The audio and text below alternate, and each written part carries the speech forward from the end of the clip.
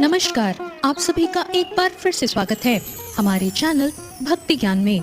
आप सभी को नवरात्र के दूसरे दिन की हार्दिक शुभकामनाएं। आइए आज नवरात्र के दूसरे दिन सुनते हैं माँ ब्रह्मचारिणी की व्रत कथा। ओम ऐं ह्रीं क्लीं ब्रह्मचारिण्ये नमः। दुर्गा क्षमा शिवा धात्री स्वाहा स्वधा नमस्तुते। नवरात्रि के दूसरे दिन माँ ब्रह्मचारिणी की पूजा की जाती है, जो माता पार्वती का अविवाहित रूप माना जाता है। माँ का यह स्वरूप तप से जुड़ा हुआ है और इनके इस स्वरूप की पूजा करने वाले में तपस्वी जैसे गुणों की वृद्धि होती है। माँ ब्रह्मचारिणी की पूजा के साथ साथ उनकी व्रत कथा पढ़ना या सुनना भी बहुत जरूरी है। ब्रह्मचारिणी का अर्थ है तप का आचरण करने वाली। माँ के इस स्वरूप की पूजा से भावनात्मक शक्ति बढ़ती है। माँ ब्रह्मचारिणी को प्रेम, निष्ठा, ज्ञान और बुद्धि की देवी माना जाता है। माँ ब्रह्मचारिणी श्वेत वस्त्र धारण किए हुए हैं। इनके दाएं हाथ में अष्टदल की माला और बाएं हाथ में कमंडल है। ब्रह्मचारिणी का स्वरूप बहुत ही सरल है और अन्य देवियों की तुलना में वो बहुत सौम्य, क्रोध रहित और तुरंत वरदान देने वाली देवी हैं। माँ ब्रह्मचारिणी की पूजा में इन्हें चीनी का भोग लगाया जाता है और इस दिन इनकी व्रत कथा भी पढ़ी जाती है। आइए सुनते हैं माँ ब्रह्मचारिणी की व्रत कथा। कथा के अनुसार माँ ब्रह्मचारिणी पर्वतराज हिमालय के घर में जन्मी थी। इसके बाद उन्होंने नारद जी से उपदेश लेकर भगवान शिव को पति के रूप में पाने के लिए कठिन तपस्या की थी। कठोर तपस्या के कारण ही उन्हें ब्रह्मचारिणी कहा जाता है। कहा जाता है कि देवी ने अपनी तपस्या के पहले 1000 वर्षों तक केवल फल फूल खाकर ही बिताए, फिर 100 वर्षों तक केवल जमीन पर रहकर शाख पर निर्वाह किया और इसके बाद इन्होंने वर्षा, धूप इन सभी की परवाह किए बिना अपना तप जारी रखा। कई हजारों वर्ष बीत गए, लेकिन उन्होंने सिर्फ टूटे बेलपत्र खाए और निरंतर भगवान शिव की पूजा करती रही। अंत में उन्होंने बेलपत्र खाना भी छोड़ दिया और फिर निर्जल और निराहार रहकर कठोर तपस्या करने लगी। देवी की कठोर तपस्या से उनका शरीर एकदम क्षीण हो गया था। बाद में उन्होंने पत्ते खाना भी बंद कर दिया।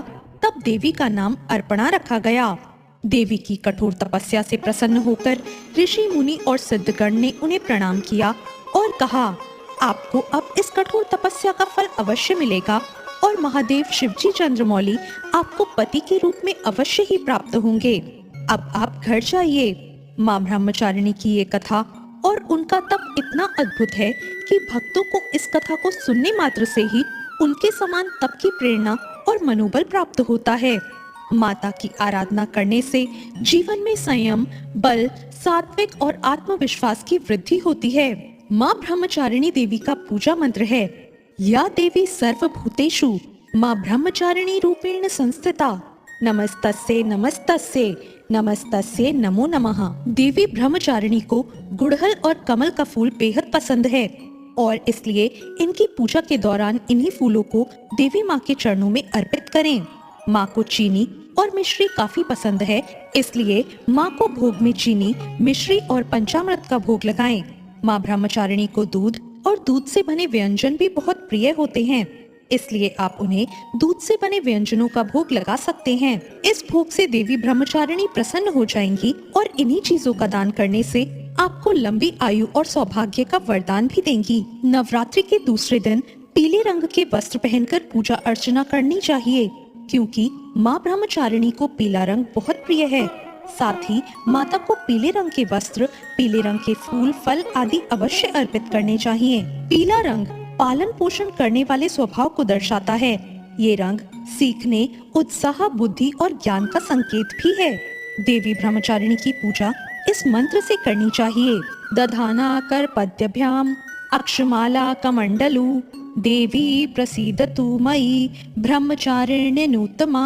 अर्थात जिनके एक हाथ में अक्षमाला है और दूसरे हाथ में कमंडल है, ऐसी उत्तम ब्रह्मचारिणी रूपी माँ दुर्गा मुझ पर कृपा करें।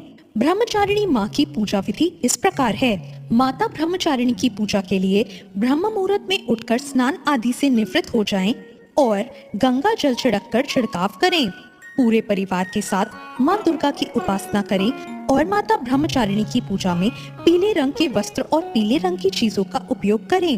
माँ को पंचामृत से स्नान कराने के बाद रोली और कुमकुम अर्पित करें।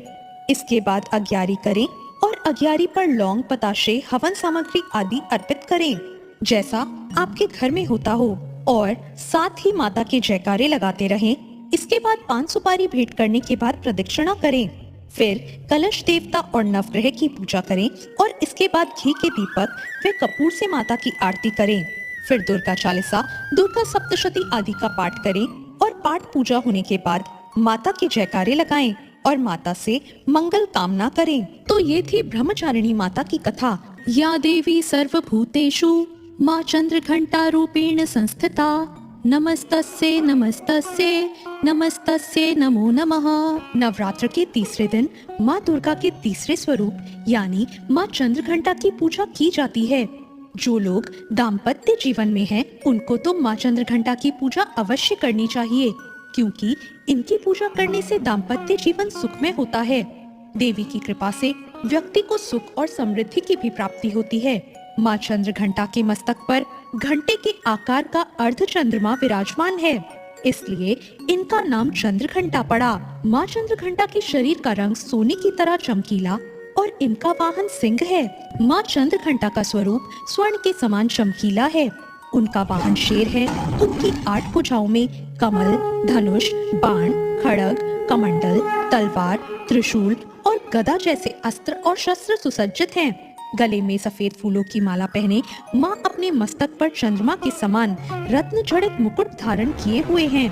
वो सदैव युद्ध की मुद्रा में रहते हुए तंत्र साधना में लीन रहती हैं। माँ चंद्रघंटा माता पार्वती का ही रौद्र रूप है। राक्षसों के अत्याचार से मुक्ति दिलाने के लिए माँ पार्वती ने युद्ध करने के लिए इस रौद्र रूप को धारण किया था। माँ चंद्रघंटा की कथा इस प्रकार है।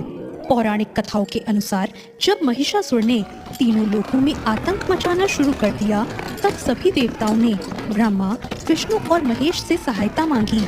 महिषासुर स्वर्गलोक में इंद्रदेव को हराकर अपना आधिपत्य जमाना चाहता था और देवताओं के साथ युद्ध कर रहा था। ब्रह्मा, विष्णु और महेश ने देवताओं की व्यथा को सुनकर क्रोध प्रकट किया, जिससे उनके मुख से एक ऊर्जा निकली। इस ऊर्जा से माँ चंद्रघंटा प्रकट हुई, जिन्हें भगवान शिव ने त्रिशूल, विष्णु ने चक्र, इंद्र ने घंटा, सूर्य ने तेज और तलवार तथा सिंह प्रदान किया। तब माँ चंद्रघंटा ने त्रिदेव से अनुमति लेकर महिषासुर को युद्ध के लिए ललकारा। शास्त्रों में निहित है कि कालांतर में माँ चंद्रघंटा और महिषासुर के बीच भीषण युद्ध हुआ था। इस युद्ध में माँ के प्रहार के सामने महिषासुर टिक न पाया और उस समय महिषासुर का वध करके माँ ने तीनों लोकों की रक्षा की थी। तीनों लोकों में माँ के जयकारे गूंजने लगे और कालांतर से माँ चंद्रघंटा की पूजा उपासना की जाने लगी। माँ अपने भक्तों के सभी दुख हर लेती है और साथ ही उन्हें सुख, समृद्धि और शांति भी प्रदान करती हैं। इसलिए साधक को पूरी श्रद्धा भाव से नवरात्र के तीसरे दिन माँ चंद्रघंटा की उपासना करनी चाहिए। मान्यता है कि माँ चंद्रघंटा की पूजा करने से व्यक्ति को आध्यात्मिक शक्ति प्रदान होती है और सभी प्रकार के रोग और कष्टों से मुक्ति भी मिल जाती है। माँ चंद्रघंटा को भोग लगाने के लिए केसर की खीर का भोग लगाएं। इसके साथ ही लौंग, इलायची, पंचमेवा और दूध से बनी अन्य मिठाइयों का भी प्रयोग आप कर सकते हैं। साथ ही माँ के भोग में मिश्री जरूर रखें और पेड़े का भोग भी आप लगा सकते हैं। माँ को लाल रंग बहुत प्रिय है। लाल रंग को शक्ति और वृद्धि का प्रतीक माना जाता है। माँ की पूजा में लाल रंग के वस्त्र पहनकर पूजा करना सबसे शुभ माना जाता है। माँ चंद्रघंटा आपके पूरे परिवार पर कृपा बनाए रखती हैं और आपके सुख और समृद्धि और सेहत में इससे वृद्धि होती है। माँ चंद्रघंटा की पूजा के लिए सुबह उठकर स्नान करें और मंदिर को साफ करें और माता का गंगा जल से अभिषेक करें। मैया को अक्षत, लाल चंदन, चुनरी, सफेद और लाल फूल अर्पित करें और सभी देवी देवताओं को जल अभिषेक करके फल, फूल, तिलक लगाएं। प्रसाद के रूप में फल और मिठाई भी चढ़ाएं। घर के मंदिर में धूप बत्ती और घी का दीपक जलाएं। फिर दुर्गा सप्तशती और दुर्गा चालीसा का पाठ करें। फिर पान के पत्तों पर कपूर और लौंग रखकर माता की आरती करें और व्रत कथा सुने। अंत में माता से अपने जीवन के लिए कामना करें और क्षमा प्रार्थना भी करें। माँ चंद्रघंटा का मंत्र है ओम देवी चंद्रघंटाय नमः, इंग श्री अंबिकाय नमः, तो ये थी माँ चंद्रघंटा की व्रत कथा। आपको ये कथा कैसी लगी कमेंट करके जरूर बताएं। साथ ही मेरे चैनल भक्ति ज्ञान को सब्सक्राइब करना ना भूलें। धन्यवाद।